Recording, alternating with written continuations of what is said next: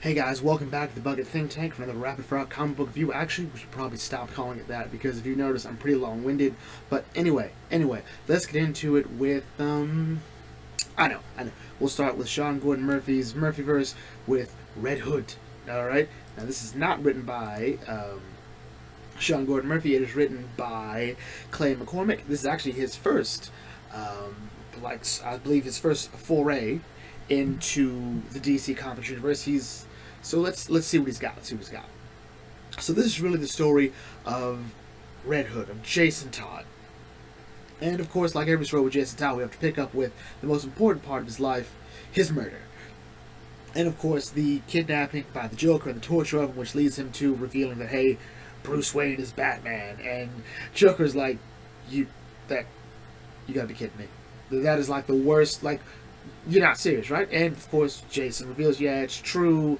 He tried to teach me to fit pricks like you, but I'm kind of regretting it now, looking back on it, and it was not always great. And Joker's like, you know what?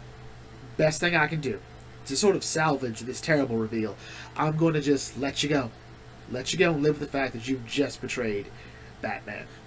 There you go. So bye. And yeah, that's what happens to Jason. Jason is now left to wander off into the abyss, like we saw at some point that he did eventually track down, was attempting to return to Wayne Manor, and then he saw that Bruce had Dick. Yeah, because it's weird, so it turns out that was an accident in their part. So it was accidentally written that Jason was the first Robin in Sean Gordon Murphy's Batman. But like, you know what? Let's keep that up. Let's see what happens. Honestly, it doesn't really change anything. Jason will still die. So, yeah, the only real difference is Dick Grayson is now the second choice. Well, not the second, but the second Robin. And nothing else has come after that, because it's the Murphyverse, but whatever. So, then we sort of cut to not even present Jason, like later Jason, and he just going through the computer trying to find something to do because he really hasn't found anything that stick. He, got booted out of the military. Yeah, he couldn't work personal security.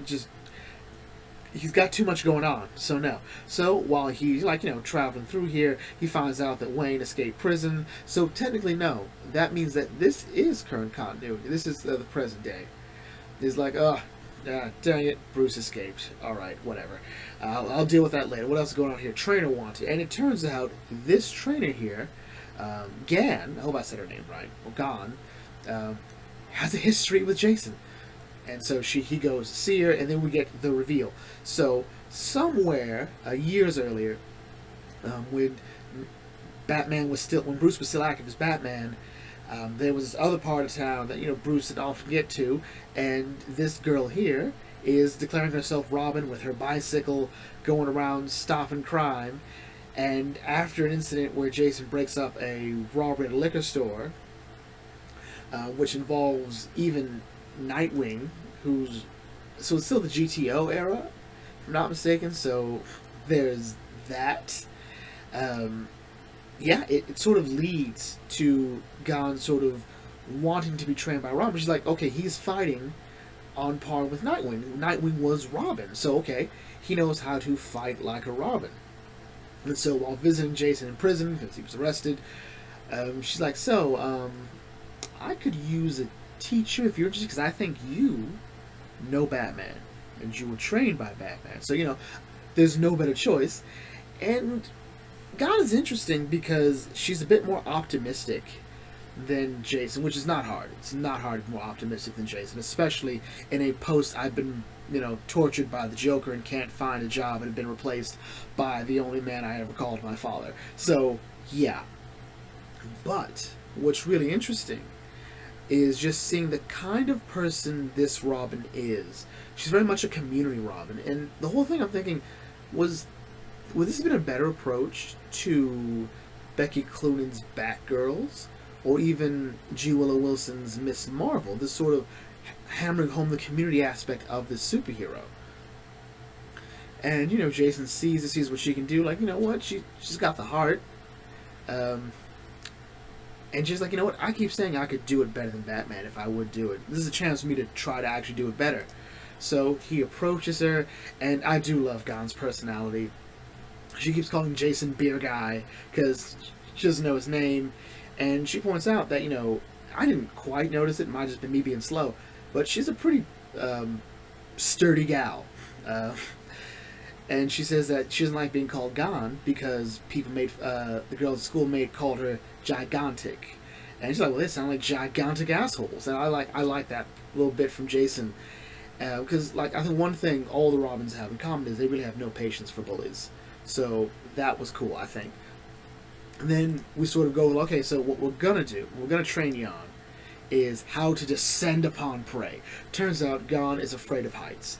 And to be fair, it's a very rational fear to have in a place like Gotham City, where, superheroes, or just usually grown adults dressed as bats, will tend to collide onto the ground. So there's that. And to me, it was just like a really great scene trying to understand the grappling hook. And Jason's like, so I kind of use it to grab fries from fast food drive-thrus, and I haven't really kept it up, but it should be fine.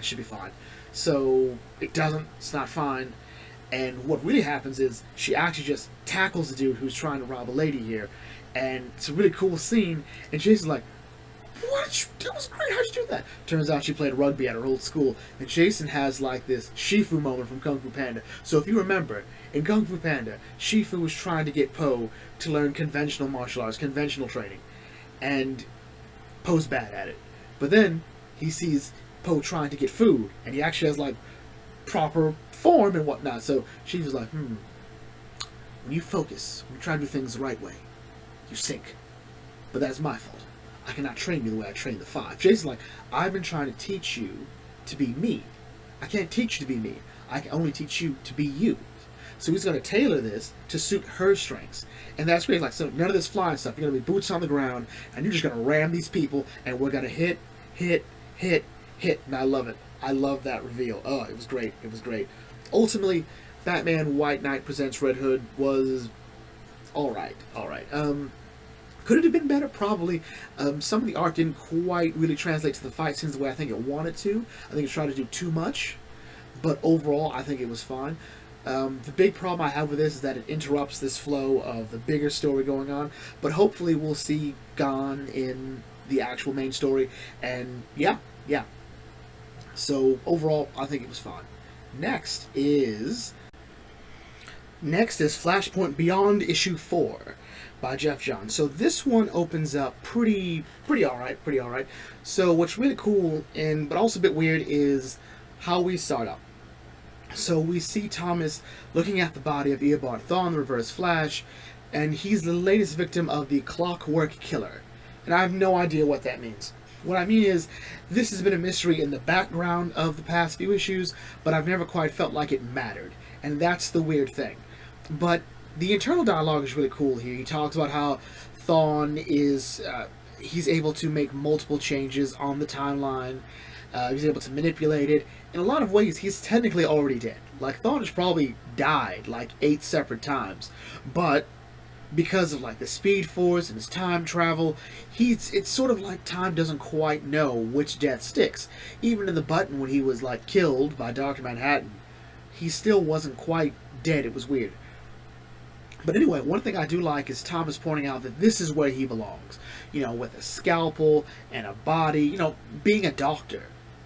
But that isn't the world he lives in. In this world, he is a Punisher version of Batman, and not a very good Punisher version of Batman, if we're being honest. And he's pulling out all these gears out of him, and I guess this is the final clues, the final pieces, if you will, of what's going on. So then it turns out Oswald is a terrible babysitter. In addition to teaching young Dexter how to shoot a gun and how to pick locks and crack a safe, Dexter's now taken to leaving, which means Oswald's not even paying attention to where Dexter is. Or whatever. It's hard to tell. So anyway. What Dexter's doing is he's going to Arkham Asylum to visit his mom and the crazy house. And normally I don't use the phrase crazy house to refer to an asylum, but this is Arkham. I think Arkham's pretty appropriate to call the crazy house. And apparently he's very good at it.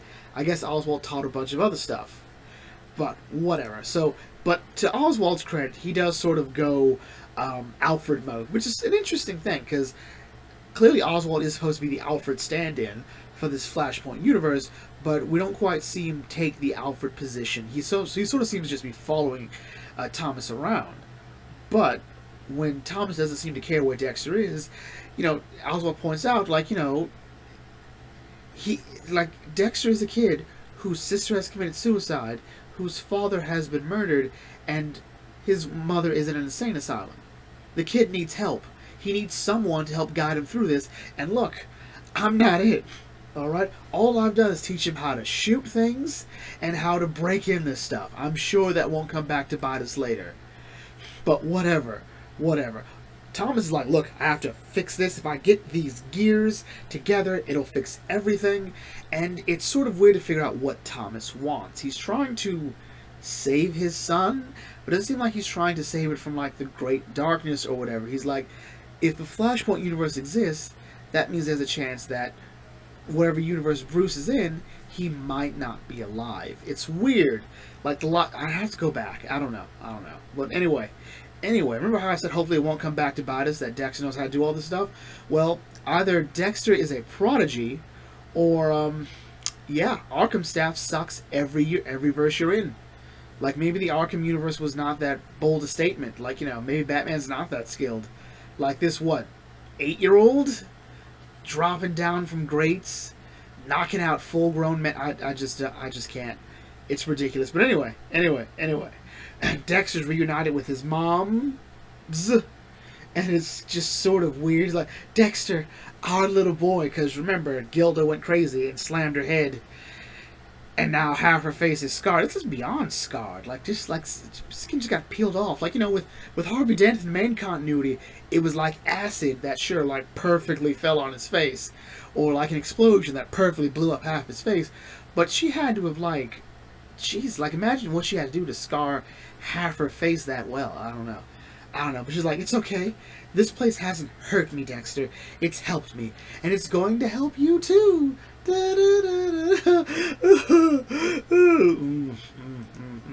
Anyway, so there's a piece missing from the clock, and it's like, what are we gonna do? Then Thomas looks at it oh crap, it's not from this clock. And they check the file, and Thomas oh crap. He goes in, checks the clock that opens to the back cave, and this clock hasn't worked for years. There's a reason. There's a gear missing. And he's like, oh no, I know who the Clockwork Killer is. And then the wall in the asylum opens up, and it turns out the other voice is none other than Martha Wayne, the Joker, who I could swear Thomas killed. But oh my god, this is insane. So think about it. The Joker's been walking through the walls of Arkham Asylum, whispering little ear monsters into the ears of the patients. Oh my god. It's kind of brilliant and kind of dark in all the right ways. Meanwhile, Bruce is talking to the Time Lords. The Time Masters, These aren't the same things, and it gets a rundown of exactly what's going on. Okay, so what happened is the Omniverse is now merging with Hypertime, which means time and space have been created. I'm like, wait a minute. So we've got TARDIS energy now? What? And there's this mention hey, okay, so there's a problem here. So, one of my favorite books was The Swiss Family Robinson. And what was cool about that was one of the quotes was, good wombs have born bad sons. Well, Bruce, the opposite applies to you. Your mom was a piece of work. And, so what are we saying here? Apparently something about Martha Wayne is like a linchpin to all this. And I'm like, wait a minute. What? Okay. So anyway, Flashpoint Beyond issue 4 was alright. The Clockwork Killer story felt a bit weird in some places. But I think it's because they don't really prioritize it. I think us going to London to meet Aquaman, to deal with the issue with Wonder Woman, with finding out about the Superman and the Kryptonian invasion and Swamp Thing merging with the Fortress of Solitude, it all just sort of feels a bit more excessive than this other story. So it just sort of gets lost in the mix, and it's kind of sad. Because I think the Clockwork Killer story could have worked in itself with Dexter, and we could have had a very nice Gotham-centric story here. But the problem is, it's the Flashpoint universe. We're not really going to tell this story again. So Johns or Sheridan want to put as much in as they can. I think the next story is going to be a bunch of stuff going on in the Flashpoint universe. So yeah, whatever. Overall, this was still alright. Next is Dark Crisis issue 3. 3. We'll get better at this, I promise. So anyway, Dark Crisis issue 3. So, Dark Crisis issue 3 starts off like it really wants to be the first issue of the main line. Because really, the whole stuff with the Titans Tower being destroyed and the reveal about Deathstroke could have all been in one big issue 0. Like, you have the Justice League being killed in the pages of Justice League, issue 0 picking off with the funeral, the battle at Titans Tower, and boop boop ba-doop. You got your event. I think that works. Because this first page is really great, talking about exactly what's been going on, the fallback, how the community feels, how the superhero community feels, the fact they're being hunted down. Some of them are just like, you know what, I'm out, it's getting crazy. Just about all the supervillains have agreed to kill superheroes now. And it's not just their own personal rogues gallery, it's getting wild. And some superheroes are just like, you know what, they're in hiding, they're hanging out with their family, they have nowhere else to be. And the Teen Titans are like mourning what's happened to Garfield, and he's attacked like he's fine, but is in a coma. And they've all started wondering, like, hey, where's Tim, Connor, and Cassie? Like, you know. And I'm thinking, you mean the guys that kept asking you all for help, and you decided not to help? Crazy! Crazy, you're all terrible. Meanwhile, Black Adam is trying to fix the problem by raising this new league to be up to snuff. He's like, yeah, you guys have got good instincts, you've got talent, you've got power, but you know who else had that? The Justice League. And they were better than all of you, and they're dead. I gotta make you faster, stronger, better. And also, more importantly, and I can't stress this enough because I'm Black Adam, you gotta be willing to drop people. Alright? Like Count Vertigo, who I have no idea what he's ever done. Other than have a very stupid presentation. I just hate it all. So anyway, Justice League's like, wait a minute, you're killing people, that's not what we signed up for. And I do like that Black Adam calls John Young Superman. Oh, because, yeah, he's been kind of handhold in Tom Taylor's Superman run. Anyway. So, Dr. Light, the non-rapey one, wants to, like, you know, interrogate Count Vertigo, figure out what's going on. Damien's like, it doesn't matter what's going on, it's Deathstroke, I know exactly what he's doing, it's the same thing he did last time. Once again, Damien is wrong, but whatever. So, anyway, tensions start flaring, Yara Flora shows up, and then a bunch of superheroes walk out, because, like, you know what, this isn't working, and Supergirl wants to hide Lois and the Kents, put him in a safe location. I'm like, why isn't John doing that? Why isn't John taking his family somewhere safe? Like, I'm not trying to dissuade the role Kara has in the Superman family, but I'm not gonna lie. Like, if I know someone's going around trying to kill my mom and grandparents, I want to personally oversee where they're going. Alright? That's just me. But John's like, I'm gonna hang out here, I guess. But luckily, professionals are coming in the form of the JSA. Finally, professional superheroes. Alan Scott,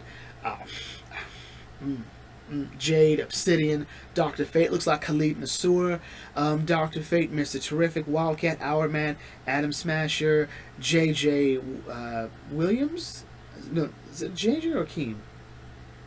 Akeem Williams, Hawkgirl, Hawkman, I don't know who that is on the top right, Cyclone, who, you know, the classic one, not the new one, and Sweet Power Girl. Anyway, enough of that little temporary simping moment. They're like, we're here to help. I'm like, where have you been? Where have you been? Seriously, where you guys been? Where's Jeff Johns been with the JSA book? Anyway, we're getting off topic here. So anyway, Ravager goes to visit her dad, Deathstroke, to figure out what's going on. Deathstroke has realized how we can create the next crisis. And he's gonna spew all this.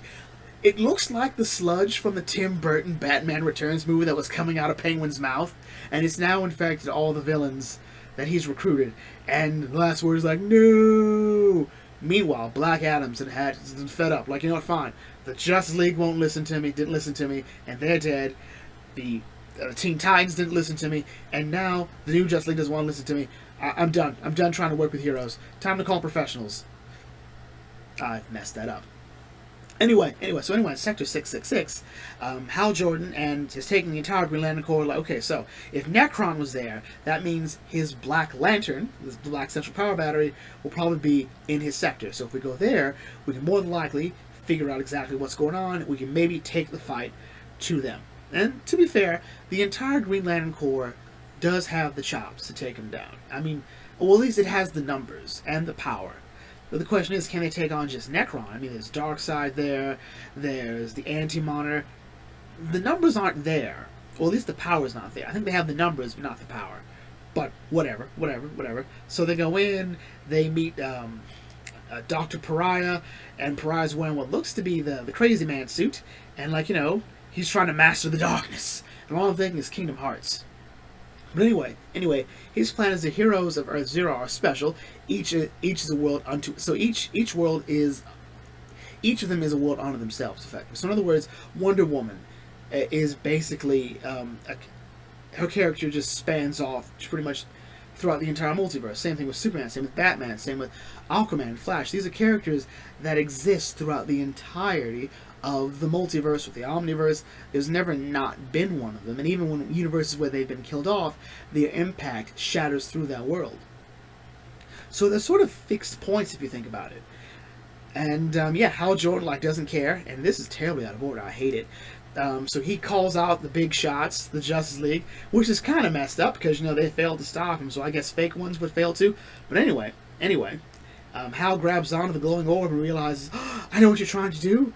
You're not trying to like destroy them. You're trying to turn them into weapons. And then it goes a bit bigger, and he's transported in, I guess, what is the Emerald City from the Wizard of Oz, and he's met by these three chumps. Like, this is the John Stewart sector.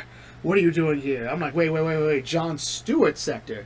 They done named a sector of space after this man? All right. Bit of a reach, but whatever. I mean, technically, John Stewart has kind of like surpassed Hal Jordan as the mainstay Green Lantern, but whatever.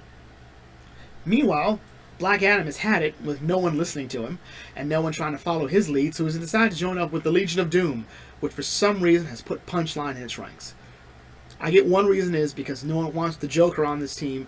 Lex definitely doesn't want to work with the Joker after what happened last time, but we have Scarecrow. What do we need Punchline for? I mean, Vandal Savage, Gorilla Grodd, Black Manta, Cheetah, Giganta, Sinestro, my main man, Captain Cold. Okay, and I don't know who that is in the far back. But overall, this is fine. Dark Crisis issue 3 feels like it'll be very hard to judge right now. We can say, well, this is alright, it's doing the thing. But the problem is, with these big stories, this is open. I don't like that it's open.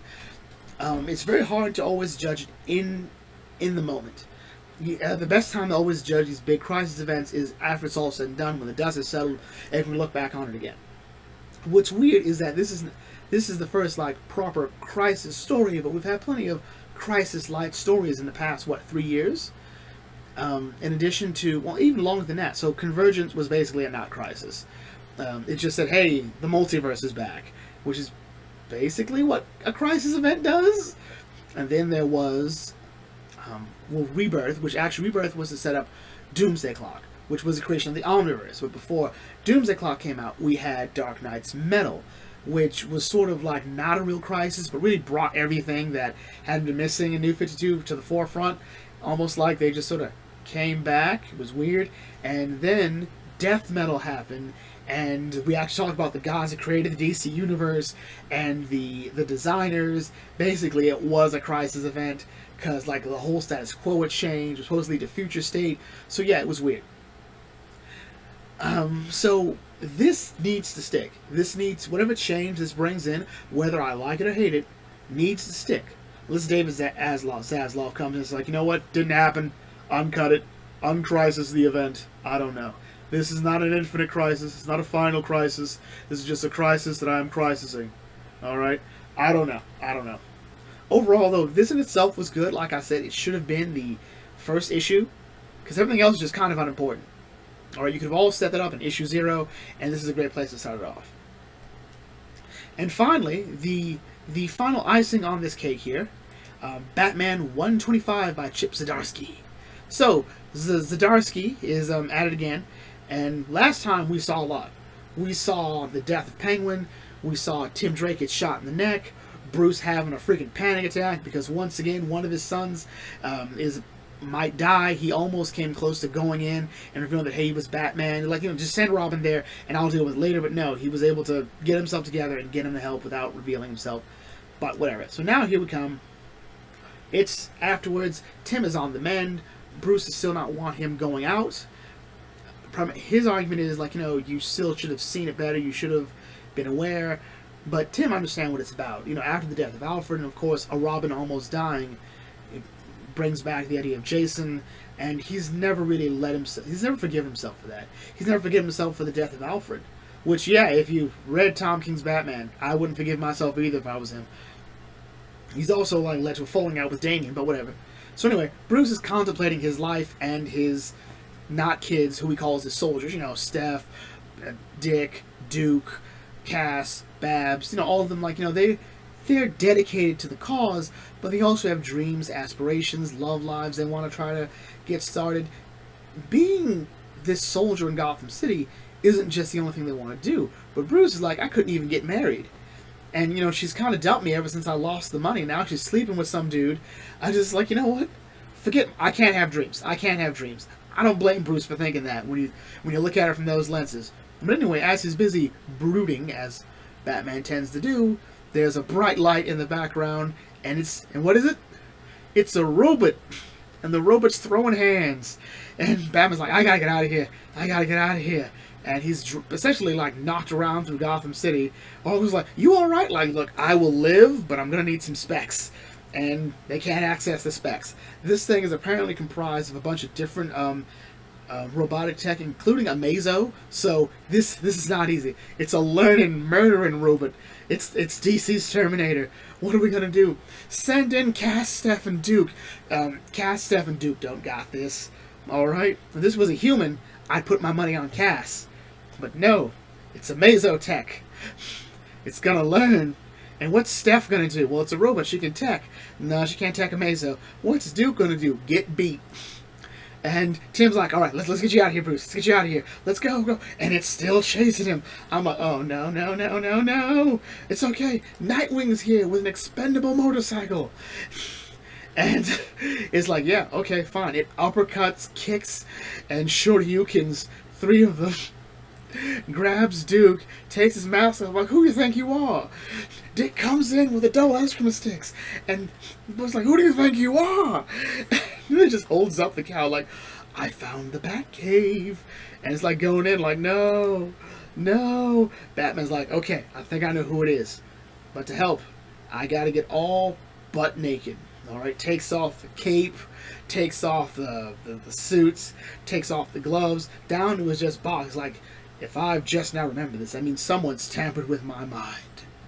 Which means there's only one person who can help me, and that person is the Batman. Zur-En-Arr. I think it's R, but I don't like the R. I want to pirate it. I want to give it a nice pirate feel to it. But anyway, the Batman of Zur-En-Arr is back. And yeah, he's a Silver Age creation, which was really more popularized by Grant Morrison's Batman Rest in Peace, which was a hilarious story. Good story. But just the idea of this costume, like this is his costume, I just love it. I love that story. I need to read it again. It's been a while. But I love the fact that this character still existed. This secret persona in Bruce's mind in case his brain's ever been compromised. And yeah, I love that it's in like the back of the Batcave in a trunk. Like no one would ever think to look at it in here. But yeah. So Zdarsky, I think he nailed it. I think his approach to Bruce is a bit more broody than I would like.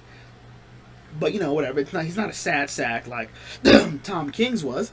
So yeah, I know what I did. The Failsafe seems to be this initiative Bruce created because it was activated from the Batcave that I guess was designed to stop Bruce. Because it's doing it. So I don't know. Is it designed to take out major threats to Gotham City in the event of Bruce's death? That'd be cool. I mean, like, you know, like if Bruce dies, like, you know what? Screw it. Kill them all. I don't know. Or maybe it's designed to stop rogue members of the Bat family. Who knows? overall, this was still a fun episode, fun issue. I like the nod to Zur-En-Arrh. It's nice to see just a robot just come in, just throw hands with the entire Bat family, minus Batwoman, but no one cares. How this will affect, I don't know what he's gonna do. Like, it's hard to tell what Zur-En-Arrh Batman's gonna do. So I'm just really excited to see the next one. So anyway, with that in mind, this brings me to close here. If you are new to the Bucket Think Tank, feel free to like, comment, share, subscribe. Smash that thumbs up button. I will catch you all later. This is the Bucket Think Tank signing off. Thanks for watching. As always, may your fandom serve you well.